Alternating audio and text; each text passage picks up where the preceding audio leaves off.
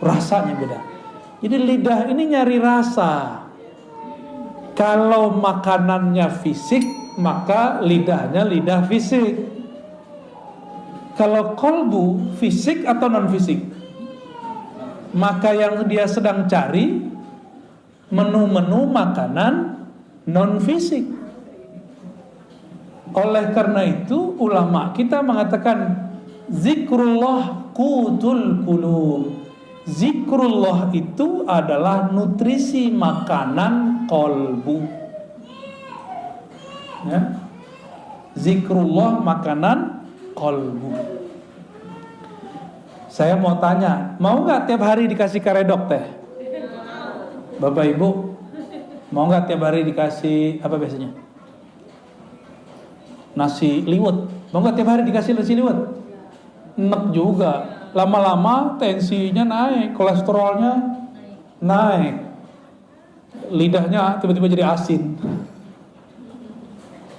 Mau nggak tiap hari? Bosan.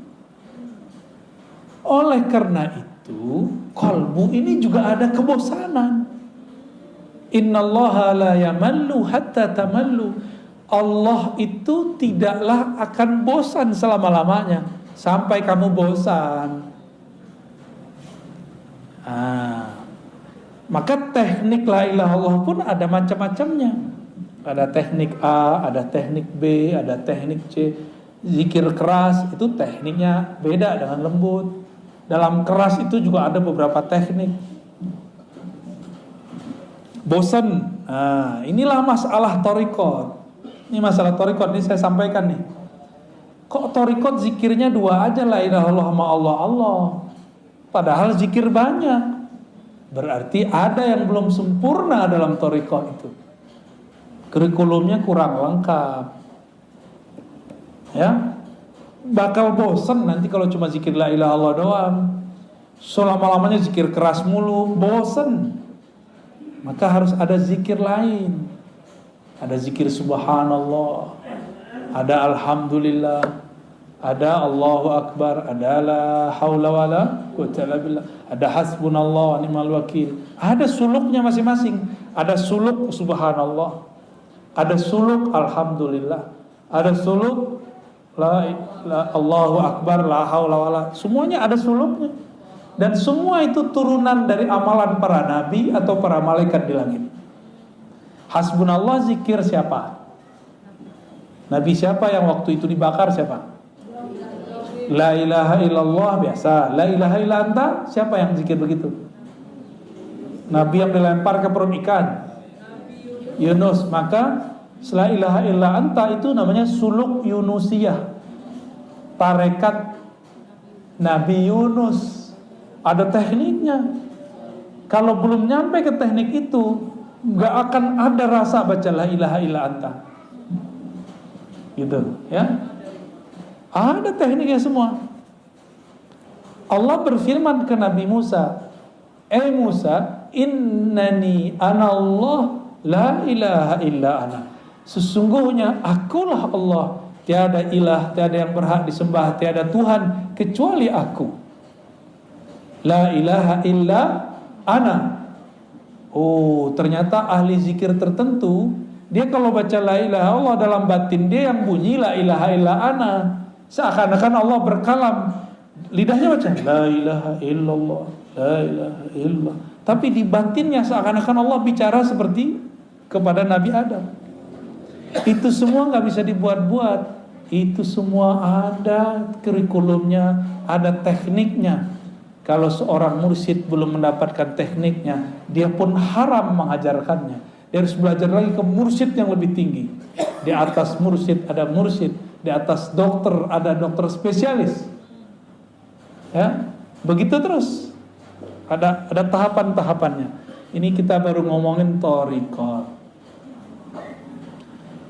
Teman saya psikolog itu kalau mau terapi orang nggak langsung terapi. Ada namanya conditioning. Benar? Dikondisin dulu nih orang, baru berhasil. Sama Kalau kita mau mengajarkan zikir atau mau belajar zikir, kondisikan dulu pikiran. Walaupun banyak masalah, minimal pas belajar masalahnya ditaruh dulu, gitu ya. Jangan dibawa masalahnya dalam belajar, nanti gak fokus. Oke? Itu thariqah. Jadi thariqah terjemahannya apa? Jalan atau teknik mengamalkan dalil yang tersirat. Kalau fikih mazhab, teknik cara mengamalkan dalil yang apa kata dalil tersurat? Jika kamu hendak sholat, maka takbirlah, angkatlah tanganmu. Kita takbir, Allahu Akbar. Rasanya ada nggak? Kalau tidak belajar thariqah, rasanya hambar. Gitu. Ya hambar aja. Apalagi orang yang belajar sholatnya lewat buku atau YouTube, lewat video, ya salam. Nabi bilang, sholatlah engkau seperti engkau melihatku. Kita nggak lihat Nabi, maka kita harus cari orang yang ketemu Nabi. Siapa yang ketemu Nabi? Ada nggak? Ya udah, cari guru yang ketemu Nabi. Kita datanglah ke guru yang ngajarin sholat. Kita tanya, antum ketemu Nabi nggak Pak Kiai? Pasti dia bilang tidak, paling mimpi doang. Terus tahu dari mana sholat? Saya punya guru. Gurunya kita tanya lagi terus sampai ke sahabat Nabi. Jadi jarak kita sama Nabi udah 14 abad. Berarti caranya sudah mungkin ada tambahan, ada pengurangan. Supaya tidak ada tambahan dan pengurangan, wajib lewat mazhab. Supaya nanti kita nggak salah kira. Kita kira orang berbeda sama kita menambah atau mengurangkan. Jadi kenapa ada kelompok sekarang suka nyala-nyalain ibadah kita? Karena dia belajar fikih bukan lewat mazhab. Mereka anti mazhab. Maka di luar mereka bid'ahkan, gitu. Ya, bahaya nggak tuh? Bahaya sekali. Jadi salah satu musibah di umat ini munculnya kelompok anti mazhab. Secara rohani, musibah bagi umat ini munculnya kelompok anti thariqat. Akhirnya zikir hambar semua. Dia baca zikir pagi sore tapi nggak ada efeknya dalam hidupnya. Dia sholat, ruku, sujud, tapi tidak ada natijah rasa yang dia dapat setelah membaca. Kata orang-orang ini, sholat nih, mohon maaf kalau jidannya ada hitam, ya. Jidan hitam itu boleh-boleh aja. Cuma bukan itu yang dimaksud. Simahum fi wujuhim min athari sujud. Ada tanda bekas sujud di jidat mereka, di wajah mereka, wujuhihim, karena bekas sujud. Saya udah putar-putar nyari riwayat, adakah jidat Nabi itu hitam? Nggak ketemu. Meskipun berjidat hitam boleh, nggak ada masalah kan? Emang mungkin kulitnya agak sensitif, orangnya juga sensitif. Lengkap sudah. Terus apa yang dimaksud tanda sujud? Tanda sujud saya sering sebutkan. Orang sujud kepalanya di mana? Di bawah apa? Di bawah tempat paling kotor di alam semesta. Nih, tempat buang air kecil. Ya walaupun bajunya bagus, walaupun bedaknya Masya Allah, bajunya oke, tapi bagian situ bau nggak? Nggak enak kayak ngomongin begitu ya. Tapi emang itu bau, udah selesai. Sekarang ditaruh di bawahnya. Gimana? Maka yang disebut athar sujud, bekas sujud adalah hilangnya kesombongan seorang hamba. Itu baru disebut bekas sujud. Jadi siapakah yang sujud kepada Allah? Orang yang sudah melepaskan kesombongannya, ego-egonya, merasa sok pinter, sok alimnya, sok solehnya, sok merasa paling benernya, dia buang sudah. Karena yang merasa sok bener di sini, bener. Yang merasa pinter mana? Yang merasa bergelar ini, yang merasa manhajnya, mazhabnya paling bagus, thariqatnya paling keren ini. Kalau ini nggak mungkin. ini, maka ditaruh di bawah. Jadi asarus sujud adalah kerendahan hati. Efek dari sujud adalah rendah hati. Gimana? Udah rendah hati belum? Lagi belajar. Kadang-kadang jujur, mending jujur begitu. Berarti sholat kita ini sudah benar belum? Kira-kira sholatnya diterima nggak? Kayaknya nggak diterima sih. Soalnya simahum fi wujuhimnya belum ada. Karena puncaknya sholat ketika kepala di bawah. Di saat itu tidak ada lagi ego, tidak ada lagi sombong. Kalau masih ada, sholatnya belum diterima, kira-kira gitu. Gimana dong? Orang-orang kayak kita ini sok soleh, sok merasa sholat. Ada orang telat sholat aja kita kata-katain. Ya, ada orang gak sholat, kita suzon. Ya. Dia padahal udah jamak. Ada orang kita lihat gak sholat, padahal dia sudah jamak. Bisa gak begitu? Ya? Susah ya. Emang begitu sih ya. Di otak ini, ya, korteks depan ini dia sukanya prasangka. Ternyata otak ini di istilah orang-orang ahli neurologi disebut otak reptil. Ini yang disebut dalam Al-Quran, ulaika kal an'am. Mereka itu seperti binatang. Otak reptil itu 5-10%. Selebihnya sisanya berapa? Otak kanan atau kiri 40 45 ya? 45 kiri kanan itulah yang akan mendalami thariqat hakikat ma'rifat. Sayangnya orang cuma berpikir pakai 10% ini. Makanya jadi bodoh seumur hidup. Keras sekali. Cari lawan terus, karena reptil kan suka nyari lawan. Kepalanya begini terus tuh. Siapa lo? Aliran baru nih. Jadi setiap kali ada kelompok baru, kepalanya seperti reptil. Kalau nggak menghindar, ngelawan. Begitulah terus. Ulaika kal an'am. Nyalak mulu, ya? Maka di Quran disebut seperti kalbun, seperti si gugu. Jika engkau biarkan yalhas, jika kau perhatikan yalhas, engkau apa-apain yalhas. Yalhas itu lidahnya begitu mulu. Auzubillah min dzalik. Kita ini jangan-jangan baru sujud fisiknya, belum sujud. Kita baru sujud fikih, mazhab, belum sujud thariqat. Kalau sudah sujud thariqat, tahu tekniknya. Kalau engkau sujud, rendahkan egomu, hancurkan egomu, hinakan jiwamu di hadapan Allah. Dihina-hinain benar. Baru berbuah namanya tawadu. Tawadu rendah hati namanya hakikat. Ya, jadi hakikat itu buah dari orang dari tarekat. Zikir. Ala bidzikrillah tatmainnul qulub. Ketahuilah hanya dengan menyebut nama Allah hati jadi tenang. Cara nyebutnya gimana? Ada cara nyebutnya.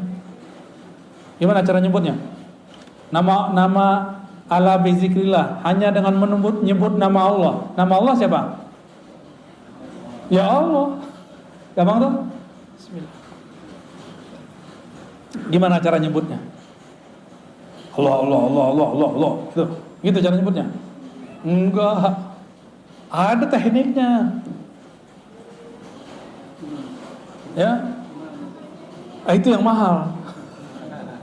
Ya, harus pakai talqin.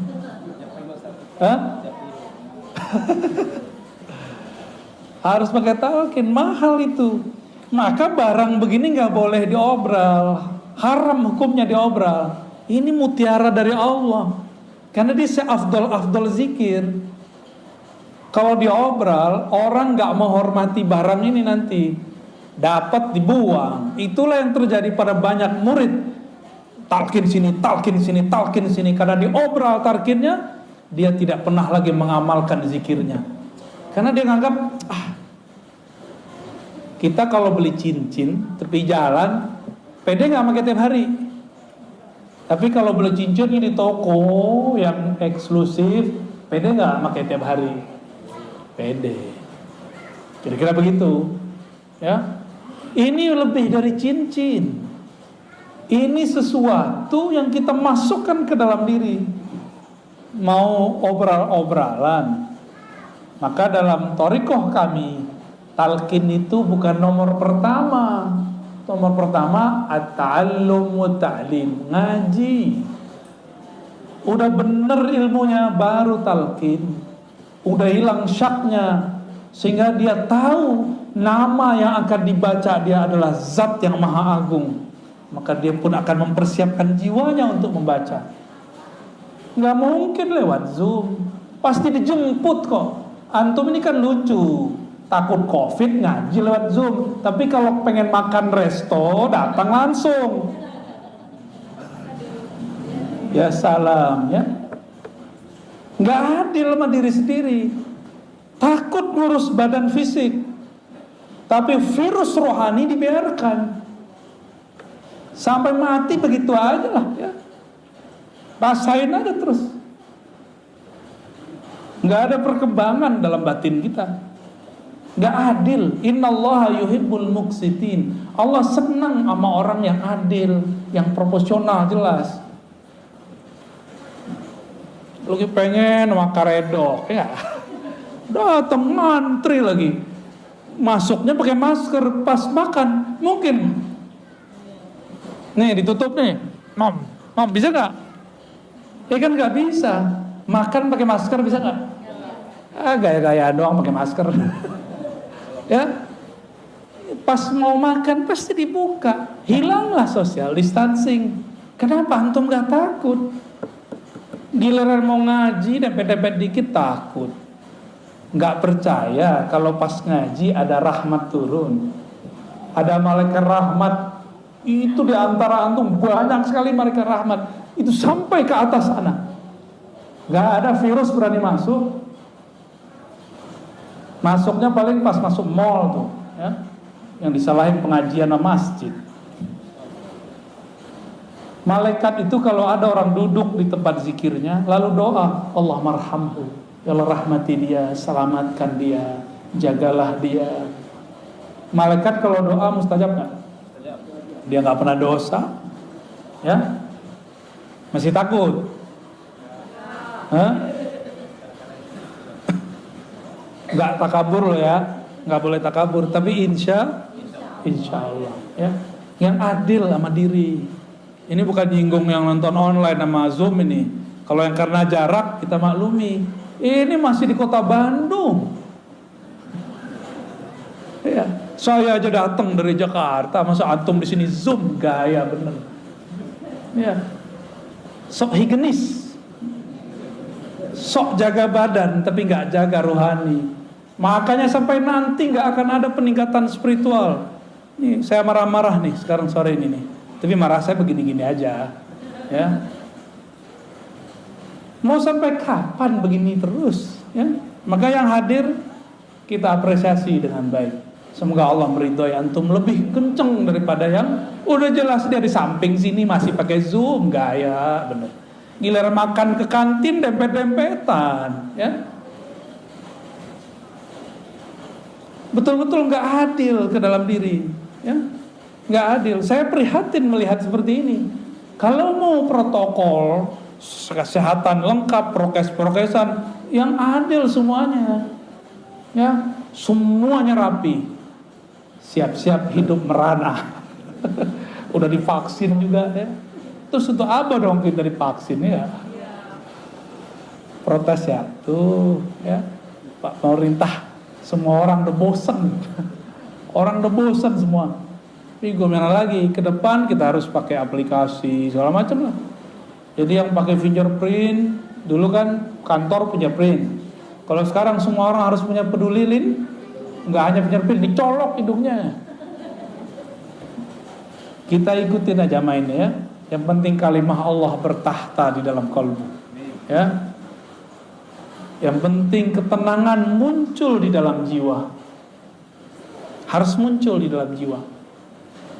Jika dilakukan zikir berdasarkan tekniknya, sama dengan orang makan karedok, makan rendang sesuai dengan takarannya, cara masaknya, udah pas sudah. Kalau juga masih belum terasa, jangan-jangan bukan menunya yang salah, tapi lidahnya sedang sariawan. Paham ilustrasi ini?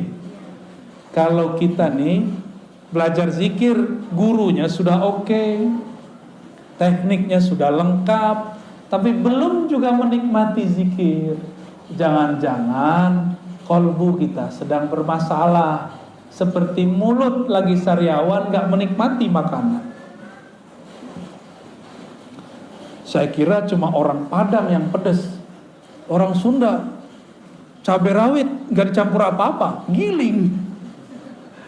Gimana? Udah? Pernah nyoba? Doer gak bibirnya tuh? Gak berani. Tuh orang Padang gak berani, orang Sunda berani. Pantesan lebih pedas dari kita ya gak? Maaf, canda-canda. Itu torikot. Hasil dari bertorikot, tenangnya kolbu dalam berzikir, namanya hakikat. Kita punya kesimpulan, punya hikmah. Oh begini ya kalau zikir dikerjakan secara benar, hasilnya begini. Kita tahu metodenya, tahu teorinya, paham hikmahnya. Ini namanya hakikat. Ya, jadi hakikat itu pengetahuan yang diperoleh setelah menjalani hakikat. Tapi hati-hati, tidak semua pengetahuannya tepat. Maka di atas hakikat ini harus ditingkatin lagi. Si hakikatnya harus diuji. Karena hakikat ini pengetahuan, tapi pengetahuannya terpisah. Zikir la ilallah rasanya ini, zikir hu rasanya ini. Itu namanya hakikat. Terpisah-pisah. Beda zikir, beda rasa. Umroh sama puasa, beda gak rasanya? Keasikan umroh haji berbeda dengan keasikan tahajud. Benar? Pilih mana? Sama-sama pegel loh kaki, tahajud. Sama-sama tawaf. Kenapa orang lebih sering memilih umroh? Padahal mau ketemu Allah di rumah juga bisa. Gak mesti ke Ka'bah kali. Kenapa? Karena menu. Orang bosen satu menu. Rasa, ada rasa yang didapat di dalam umroh beda dengan rasa yang dapat dalam tahajud. Rasa ini menghasilkan pengetahuan. Pengetahuan inilah yang disebut ilmul yakin. Ilmu yakin. Paham? Kira-kira? Dhamma lainnya hakikat. Sehingga kita punya keyakinan, kalau aku baca ini, aku yakin begini. Itu orang udah punya hakikat.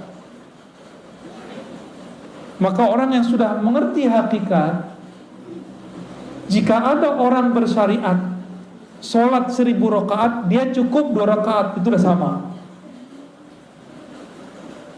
Kalau orang bersyariat belum mengerti ilmu yakin, dia sholatnya baru by pahala. Kalau ada pahala dia sholat, kalau nggak ada pahala dia nggak sholat. Kalau orang mengerti hakikat, dia sudah tahu bahwa sholat itu jangan harap pahala, tapi ada sesuatu di belakang itu. Inilah yang disebut oleh Nabi, orang alim tidur lebih ditakuti oleh setan daripada orang yang itu, maksudnya yang punya ilmu hakikat. Kalau ilmu yang zahir-zahir mah biasa. Lalu apa beda hakikat dengan ma'rifat? Hakikat itu masih bisa luntur. Hakikat itu masih bisa salah. Yakinan kita kadang-kadang belum tepat. Dari mana kita tahu? Yang paling banyak dapat ilmu hakikat waktu di surga itu malaikat namanya Azazil. Tetap saja tergelincir, dipecat dari malaikat namanya iblis. Iblis itu ahli hakikat. Dengan ilmu hakikatlah dia menyesatkan orang-orang ahli zikir yang tidak berguru. Pernah berguru terus ninggalin gurunya. Pernah bermajelis lalu keluar dari majelis. Orang-orang begini dicaplok sama iblis. Apa kata iblis? Zikir kamu keren ya. Karena zikir kamu banyak orang sembuh nih. Kamu sebenarnya mursyid yang lebih sakti daripada gurumu. Mulai terbersit. Kita lebih sakti dari guru. Tuh, kena tuh dah. Pernah gak ngeliat ada orang begitu? Ya, murid kiai besar buat tarekat baru. Ini nasib dia ini. Keluar dia dari halaqah. Karena terbersit dalam hatinya, dia lebih sakti dari gurunya. Dia gak sadar gurunya sedang pura-pura gak bisa. Ngetes dia aja. Guru pura-pura gak bisa ngeruqyah, gak bisa, oh saya gak bisa doain air, pura-pura aja. Bukan berarti dia gak bisa. Dia nguji antum itu. Ngerasa sakti gak melebihi guru. Banyak yang terpedaya di situ. Apalagi urusannya udah ketemu pulus, ya. Apalagi urusannya udah ketemu pengikut. Orang merasa pengikut itu aset dia. Waduh, gawat. Banyak orang tergelincir pada bab ini. Banyak sekali.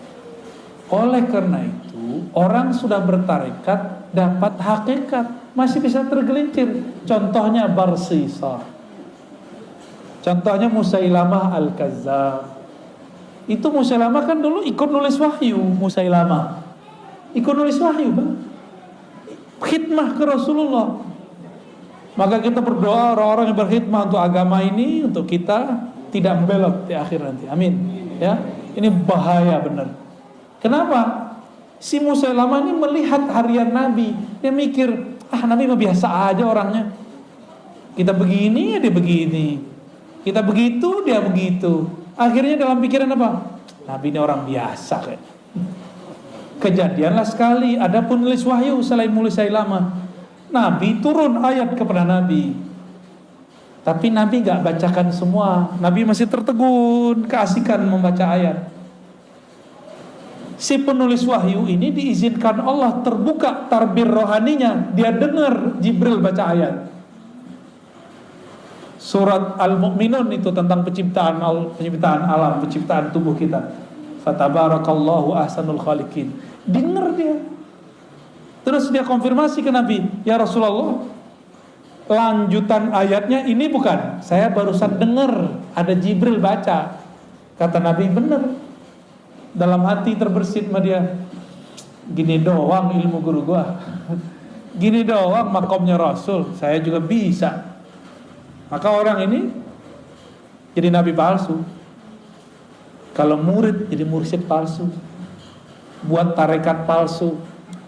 Karena dia merasa dia bisa mengakses apa yang diakses gurunya. Dia kira gurunya cetek, ya. Ini sering terjadi di semua halaqah, di semua thariqah, ya. Maka untuk selamat hanya satu bab, harus masuk pintu ma'rifatullah. Apa itu ma'rifatullah? Disebut ma'rifatul Muhammadiyah. Mengenal hakikat Nabi Muhammad sallallahu alaihi wasallam. Dalilnya apa? Qul in kuntum tuhibbunallaha fattabi'uni. Katakan jika engkau cinta Allah maka ikuti aku sang Muhammad. Maka dia harus ikut ma'rifat Nabi Muhammad sallallahu alaihi wasallam. Nabi ketika sholatnya banyak, beliau gak bilang supaya kalian selamat. Nabi bilang, aku ingin bersyukur kepada Allah. Nabi ketika dapat wahyu gak bilang, gua doang yang bisa dengar, lo gak gitu. Kalian gak bisa. Gak ada Nabi kesombongan begitu, gak ada. Nabi selalu merendahkan hatinya di hadapan Allah dan para sahabatnya. Yang dimaksud al-haqiqah al-Muhammadiyah itulah kemurnian akhlak Nabi Muhammad sallallahu alaihi wasallam yang berakhlak dalam hakikatnya dalam bertorikotnya, dalam bersyariatnya, itulah yang dapat ma'rifat. Dan tidak sedikit kita dengar ada orang ketemu orang semakin tinggi teori ma'rifatnya semakin sombong. Apa itu? Ngeremehin orang, berarti dia sombong nggak? Gak level, gitu kan? Kajian kulit tuh nggak penting. Nih kajian hakiki nih, kajian hakikat nih, kalian nggak tahu. Ngomong begitu itu sombong namanya. Sedangkan Rasulullah mengajarkan tidak boleh sombong.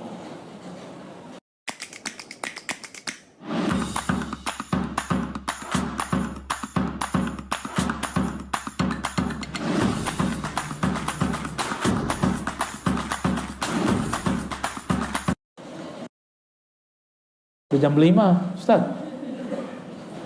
Kholas ya? Ya udah tanya jawab ya kalau ada. Fadhol. Terima kasih ya. Mana dari Bapak atau Ibu-ibu saya nggak bisa lihat. Dari Bapak-bapak dulu barangkali ada yang perlu sampaikan. Dari Zoom ada 2, tapi sebelum dari Zoom dari yang hadir dulu mungkin silakan. Ustaz, ada ibu-ibu yang nanya. Mangga kami nanti sorotkeun. Assalamualaikum warahmatullahi wabarakatuh. Abia mau bertanya tentang masalah contoh. Sampai sekarang saya masih bukan ragu ya, masih bingung. Karena dalam satu sisi ada yang mengatakan bahwa kita itu bertorikot harus sama orang yang masih hidup. Mursyidnya itu harus masih hidup. Sementara yang lainnya bilang, oh tidak usah, yang sudah meninggal juga tidak masalah. Yang begini yang mana Abu ya? Begitu. Okay. Assalamualaikum.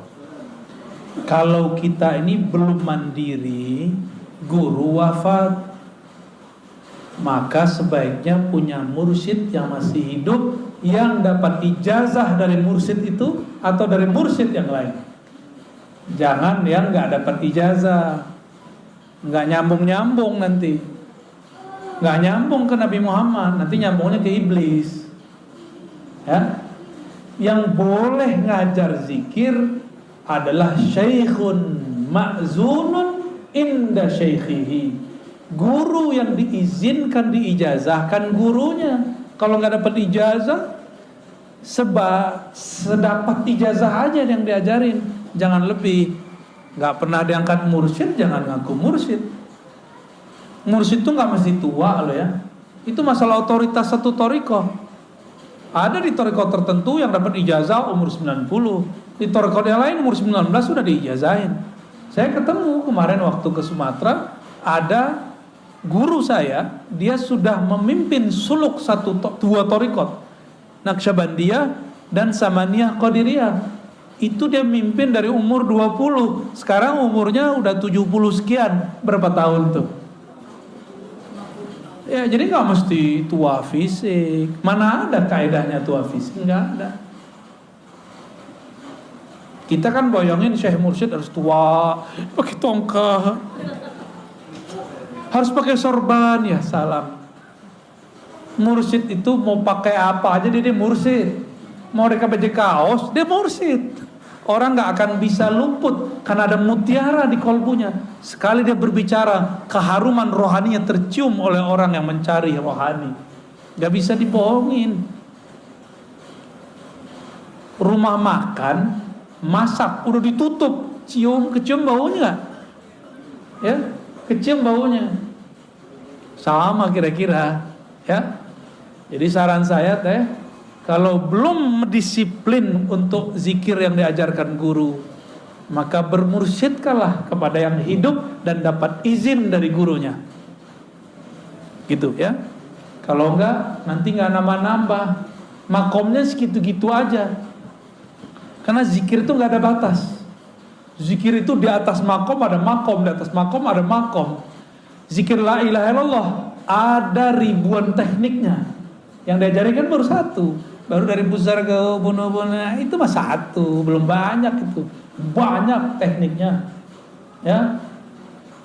Saya ngamalin sudah hampir 100-an lebih teknik itu.